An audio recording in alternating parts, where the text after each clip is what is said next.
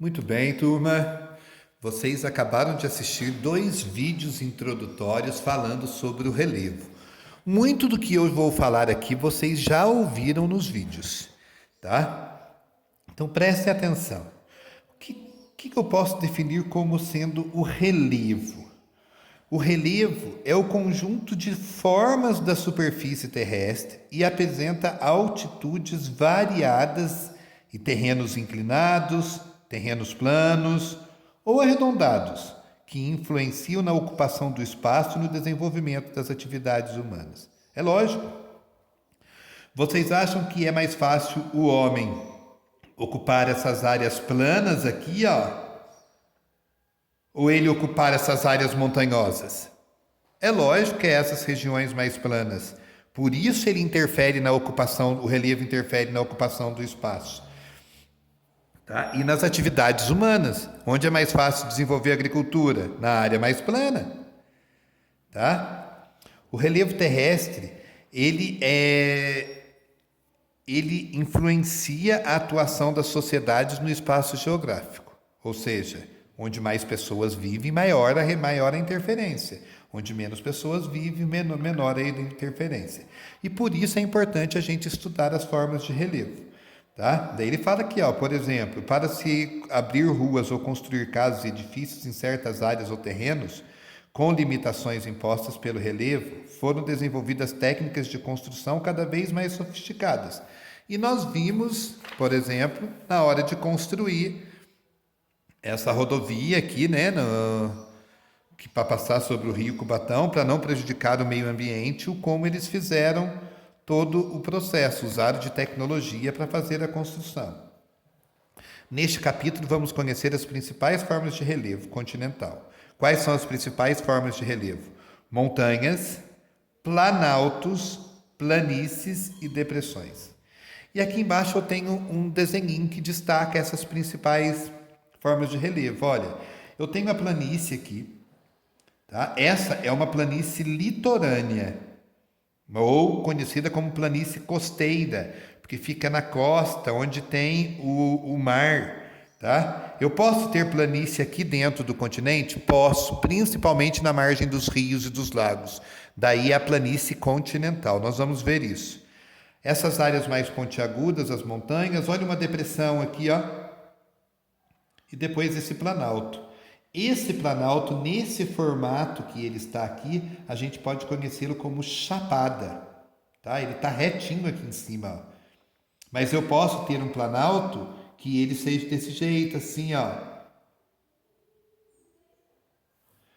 Formado por morros.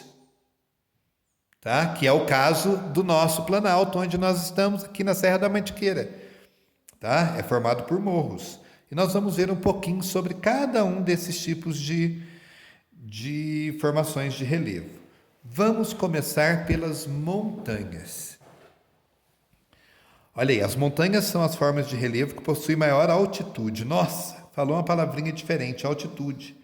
Vocês viram no vídeo que existe diferença entre altitude e altura. Por exemplo, eu venho aqui e pego do começo desse morro aqui, ó, dessa montanha, aqui do começo até o topo dela, eu descubro a altura dela. E se eu pego do nível do mar até a parte mais alta, eu pego a altitude dela. Por exemplo, a Pedra de São Domingos tem de altitude 2.050 metros. E de altura ela tem 250 metros. Quer dizer que se eu for lá no topo da pedra, lá no pé da pedra, e medir a altura dela até no topo dela, vai dar 250 metros. Então, a altura é a altura dela, tá? E a altitude é a altura em relação ao nível do mar. Tá bom? Então, olha, voltando aqui em cima. As montanhas são as formas de relevo que possuem maior altitude. Elas têm costas íngremes, olha para vocês verem, ó, íngremes, né? São pontiagudas as montanhas, porque elas ainda sofreram pouca ação do relevo, pouca ação dos ambientes naturais ou do homem. Aqui nesse desenho tem a Cordilheira dos Andes, tá? Que fica no continente americano. Está aparecendo um pedaço da Cordilheira dos Andes aí, ó. E em cima dela a cidade de Machu Picchu, no Peru. Machu Picchu é a cidade que está localizada a 2.400 no topo de uma montanha que faz parte da Cordilheira dos Andes. Machu Picchu era a cidade sagrada dos Incas. Depois ele fala da Cordilheira do Himalaia, que é localizada lá na Ásia e possui o ponto mais elevado do planeta na Terra, que é o Monte Everest, com 8.848 metros de altitude. Tá? Quer dizer que se eu pegar do nível do mar e for até o topo dele, dá 8.848 metros de altitude. Quero só ver uma coisinha aqui, se ele vai... Ah, olha aqui eu tenho, ó. Olha aqui a Cordilheira dos Andes, onde fica. E olha a Cordilheira do Himalaia, onde fica. Tá? Então vamos continuar aqui. É muito importante a gente saber que as montanhas, elas sofrem o processo de erosão. A chuva vai batendo aqui, vai desgastando, o vento vai desgastando, o calor do sol vai desgastando. Em algumas regiões, quando é muito elevado, é tudo coberto de neve. Então, quando acontece o degelo, que a neve vai caindo, ela vai desgastando também, tá? Nós já vimos aqui a diferença de altura e altitude. Agora nós falamos um pouquinho sobre as montanhas. Agora a gente vai ver sobre os planaltos. Aqui eu tenho as principais cadeias montanhosas, ó. Cordilheira dos Andes, na América do Sul. Montanhas rochosas, na América do Norte. Olha aqui, ó, o Himalaia, onde está o ponto Everest, o mais alto do planeta. Depois eu tenho a cadeia do Cáucaso, a cadeia do Atlas, os Alpes, onde é comum a gente ver eles esquiando. Olha aqui os Alpes escandinavos, tudo região de altitude elevada. Toda vez que a gente olha um mapa de relevo como esse aqui, quanto mais próximo do verde, mais baixo. Quanto mais próximo do marrom, mais alto. Tá? Em alguns mapas ele traz até do marrom, ele vai passando para o vermelho. Tá bom? A gente já falou sobre as cadeias montanhosas e vimos as principais dela aqui. Guardem que o Himalaia fica aqui na Ásia, Cordilheira dos Andes aqui na América do Sul e montanhas rochosas aqui na América do Norte. Agora a gente vai falar dos planaltos. Os planaltos, eles já foram no passado áreas montanhosas. Só que com os milhões de anos, eles foram sendo desgastados e foram perdendo altitude, foram ficando arredondados. Porque o que diferencia um planalto de uma montanha? Olha aqui, na montanha é cheia de picos assim, ó. Nos planaltos já são ou arredondado desse jeito ou retinho desse jeito. E daí ele até destaca aqui, ó, que os planaltos podem ter formatos variados, como morros, serras e chapadas, tá? Essas áreas sofrem a ação dos agentes de erosão, como a água da chuva, dos rios, do vento, do que a ação de agentes de sedimentação. Qual que é a diferença entre erosão e sedimentação? A erosão é o desgaste e a sedimentação é quando ele vai levando aquela terra que saiu da parte mais alta e vai deixando ela na parte mais baixa. E depois ele vem falando aqui que geralmente as altitudes estão entre 300 a 900 metros e as serras já ficam entre 600 a 3.000 metros, que é o caso nosso, que estamos aqui na Serra da Mantiqueira. E ele fala que alguns planaltos são formados por escarpas. Olha aqui para vocês verem, ó.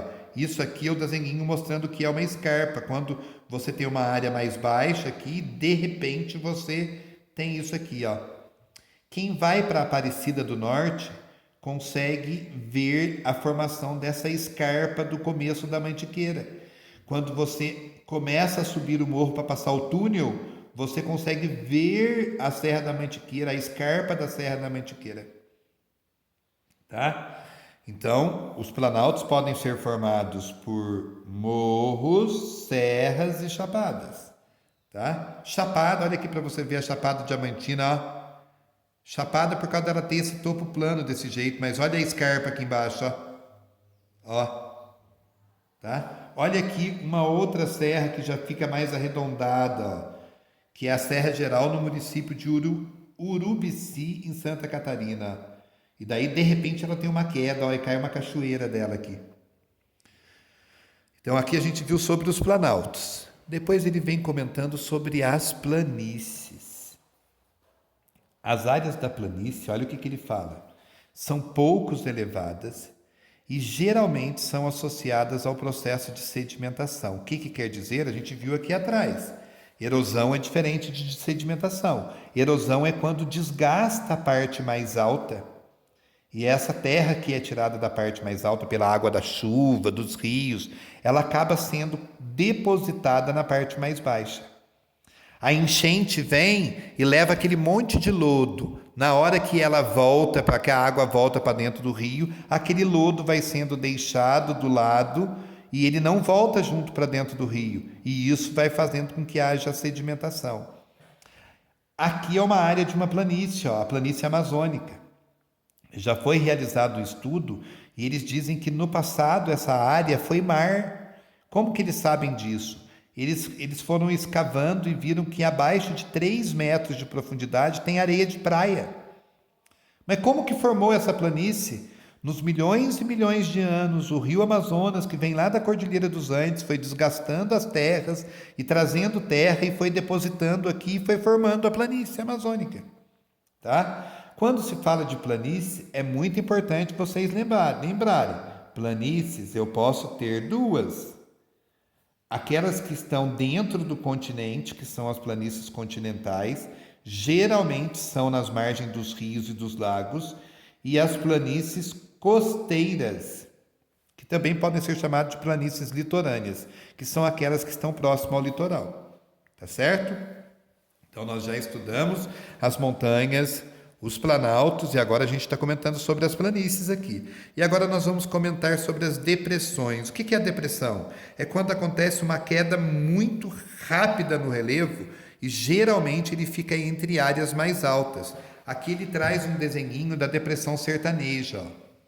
E depois ele fala que existem 2 tipos de depressão. Depressão absoluta é quando ela está abaixo do nível do mar. E depressão relativa quando ela está acima do nível do mar. O mar está aqui, ó. Olha, então quer dizer que a depressão sertaneja, ela é uma depressão absoluta, porque ela está acima do nível do mar. Vamos supor que eu tivesse aqui um relevo que fizesse isso, ó. Então aqui nesse lugar seria uma depressão relativa, porque na hora de eu medir ela ia dar um valor negativo, estava abaixo do nível do mar. Tanto é que ele traz como exemplo de depressão relativa aqui o Mar Morto, que chega a estar a 400 metros abaixo do nível do mar. Tá? É uma região que faz isso aqui, ó. Ela tá, mas por que não enche d'água? Olha, você acha que a água vai subir aqui, vai poder chegar até aqui? Não. Então daí, essa é uma depressão relativa. Então lembre-se, existem depressões absolutas, que são aquelas que estão acima do nível do mar, e depressões relativas, que são aquelas que estão abaixo do nível do mar. E o que caracteriza uma depressão? São formas de relevo de altitude mais baixas do que a dos terrenos ao seu redor. Uma depressão absoluta bem próximo da gente. Quando a gente está indo para Cambuí, que a gente chega ali nos Campos do Raposo, que você vai virar uma curva lá em cima e você enxerga Córrego do Bom Jesus, Cambuí lá embaixo, e você olha lá para o fundo, você vê outra serra, um outro conjunto de morros. Esse espaço entre esses 2 conjuntos de morros é uma depressão absoluta. Tá? Deixa eu ver só aqui. Então, com relação aos principais tipos das formas do relevo, é isso que eu tinha para colocar para vocês em relação ao conteúdo do livro. Depois, se vocês ainda tiverem alguma dúvida ou eu deixei de falar de alguma coisa que você tem dúvida, entre em contato e me pergunte. Tudo bem?